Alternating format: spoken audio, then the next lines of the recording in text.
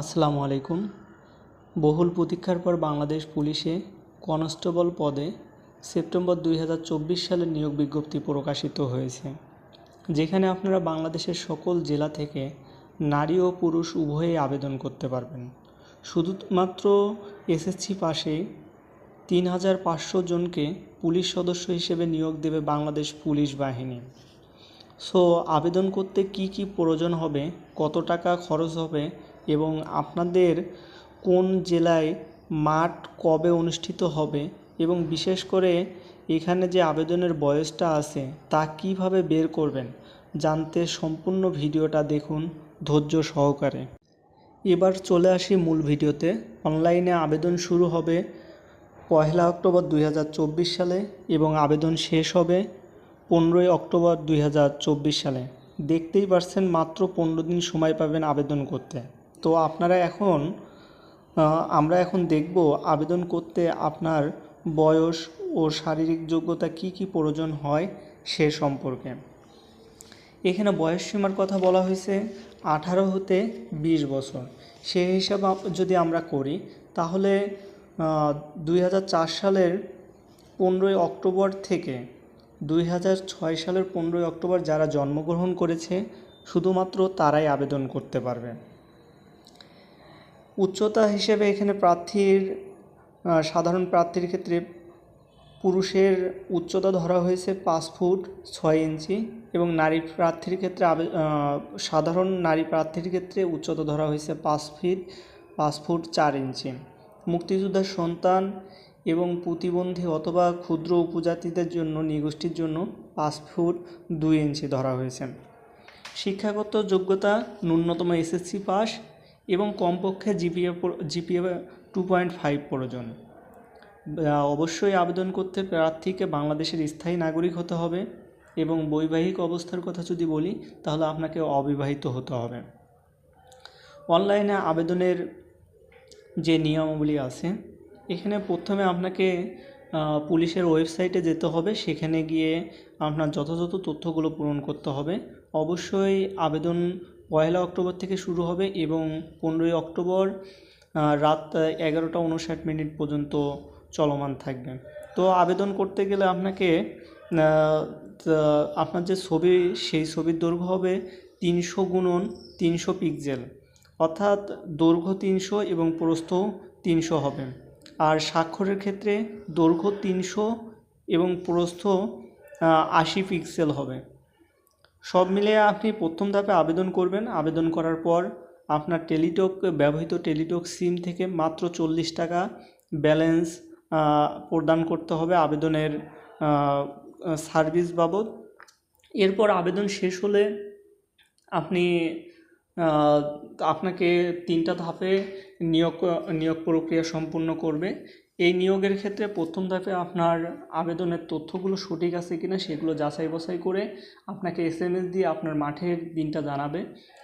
মাঠের দিন জানানো হলে আপনি মাঠে যাবেন, সেখানে গিয়ে আপনার শারীরিক যোগ্যতা, আপনার উচ্চতা ঠিক আছে কিনা এবং মাঠে যে সেই দৌড়গুলো হবে এবং সেই সঙ্গে সেটা শেষ করার পর আপনাকে বেশ কিছু অবশ্য কাজ করতে হবে সেদিন মাঠে। এগুলো শেষ হলে সেদিন মাঠে আপনাকে অবশ্যই শিক্ষাগত যোগ্যতা সনদপত্র, চারিত্রিক সনদপত্র, নাগরিক সনদপত্র, অভিভাবকের সম্মতিপত্র, জাতীয় পরিচয়পত্র, ছবি যা কোনো গেজেটেড কর্মকর্তা কর্তৃক সত্যায়িত হবে, মিনিমাম 3 কপি রঙিন ছবি হতে হবে। তারপর আপনি যদি মুক্তিযোদ্ধার সন্তান এবং শহীদ মুক্তিযোদ্ধা পরিবারের সন্তান হয়ে থাকেন তাহলে অবশ্যই আপনার বাবার মুক্তিযোদ্ধা সার্টিফিকেট নিয়ে যাবেন। যদি ক্ষুদ্র নিগোষ্ঠী হয়ে থাকেন তাহলে অবশ্যই তার কাগজ নিয়ে যাবেন। তৃতীয় লিঙ্গ হন অথবা শারীরিক প্রতিবন্ধী হন সেক্ষেত্রে আপনার কাগজ লাগবেই এবং যারা চাকরিজীবী আছেন তাদের ক্ষেত্রে অবশ্যই অনুমতিপত্র প্রয়োজন হবে। আপনি প্রথম ধাপে শারীরিক যোগ্যতা অর্থাৎ মাঠ করে আসার পর আপনি দ্বিতীয় ধাপে লিখিত পরীক্ষা দেবেন।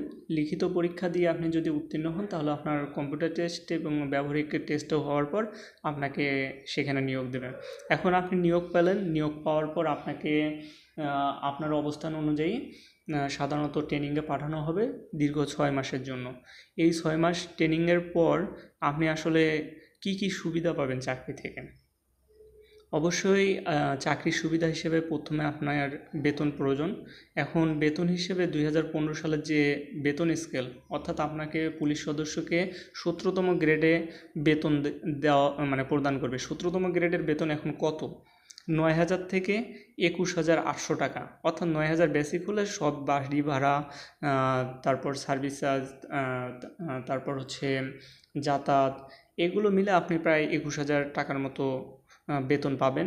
এরপর আপনাকে বদলি করবে, এটা হচ্ছে যেখানে শূন্য পদ থাকবে সেখানে আপনাকে বদলি করবে। এছাড়াও কিছু সাধারণ কিছু নির্দেশনাবলী আপনার উপর থাকবে। অবশ্যই আপনি যে কাগজগুলো জমা দিয়েছেন এই কাগজগুলো যাতে সঠিক হয়, যদি ভুল হয় তাহলে চাকরির যে কোনো পর্যায়ে ভুল তথ্যের জন্য আপনার চাকরি চলে যেতে পারে। আচ্ছা, এখন আমি সর্বশেষ আপনাদের সঙ্গে আলোচনা করব যে বিষয়টা নিয়ে, সে বিষয়টা হচ্ছে আপনার জেলা হিসেবে আপনার লিখিত পরীক্ষা অথবা হচ্ছে ফিজিক্যাল এডুকেশন যেটা আমরা বলি ফিজিক্যাল পরীক্ষা, সেগুলো আসলে আপনার জেলা হিসেবে পড়বে।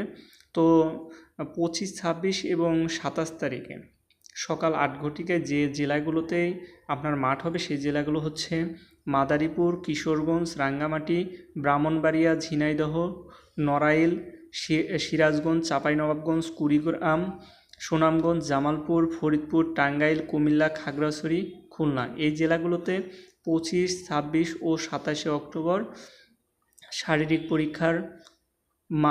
শারীরিক যে পরীক্ষার প্রথম যে ধাপ সেটা অনুষ্ঠিত হবে। এরপর অন্য জেলার ক্ষেত্রে 29, 30 ও 31শে অক্টোবর সকাল 8 ঘটিকায় সাতক্ষীরা, নওগাঁ, জয়পুরহাট, পঞ্চগড়, হবিগঞ্জ, নেত্রকোনা, ঢাকা, রাজশাহী, রাজবাড়ী, ফেনী, লক্ষ্মীপুর, চুয়াডাঙ্গা, বগুড়া, দিনাজপুর, সিলেট, ঝালকাঠি, পটুয়াখালী, এই জেলাগুলোর মাঠ হবে 29, 30 ও 31শে অক্টোবর। আবার 1, 2, 3 নভেম্বর নারায়ণগঞ্জ, মুন্সিগঞ্জ, কক্সবাজার, মেহেরপুর, নাটোর, লালমনিরহাট, গাইবান্ধা, শেরপুর, ভোলা, বরগুনা, ময়মনসিংহ, গাজীপুর, শরীয়তপুর, মানিকগঞ্জ, গোপালগঞ্জ, বান্দরবান, এই জেলাগুলোর মাঠ হবে। নোয়াখালী, বাগেরহাট, যশোর, রাজশাহী, ঠাকুরগাঁও, নীলফামারী, মৌলভীবাজার, নরসিংদী, চাঁদপুর, চট্টগ্রাম, কুষ্টিয়া, মাগুরা, পাবনা, রংপুর, পিরোজপুর, বরিশালে মাঠ হবে আগামী 4, 5 এবং 6 নভেম্বর।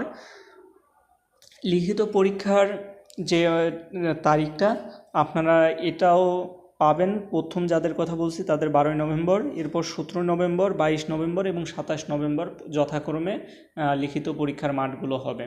এখন আমার কথা হচ্ছে আপনারা যারা লিখিত প্রস্তুতি নিচ্ছেন বা পুলিশে আবেদন করবেন তারা অবশ্যই শুধুমাত্র আবেদন করে ক্ষান্ত হবেন না, আপনাকে অবশ্যই মাঠে টিকতে হবে, লিখিততে টিকতে হবে, এরপর আপনাকে নিয়োগ দেবে। তার জন্য আপনি এখন থেকে, যেহেতু অল্প সময়ের মধ্যে নিয়োগ শুরু হয়ে যাবে, আপনি এখন থেকে প্রিপারেশন নেন, প্রস্তুতি নেন এবং প্রস্তুতির জন্য আমাদের চ্যানেলটি সাবস্ক্রাইব করে রাখুন। পুলিশের নিয়োগ সম্পর্কিত যে কোনো তথ্য বা যে কোনো সরকারি চাকরির নিয়োগ আমাদের চ্যানেলটিতে ভিডিও আকারে দেওয়া হয় আপনাদের সুবিধার্থে। ধন্যবাদ সকলকে, আমাদের পাশে থাকবেন আশা করি আমরা, প্রত্যাশা।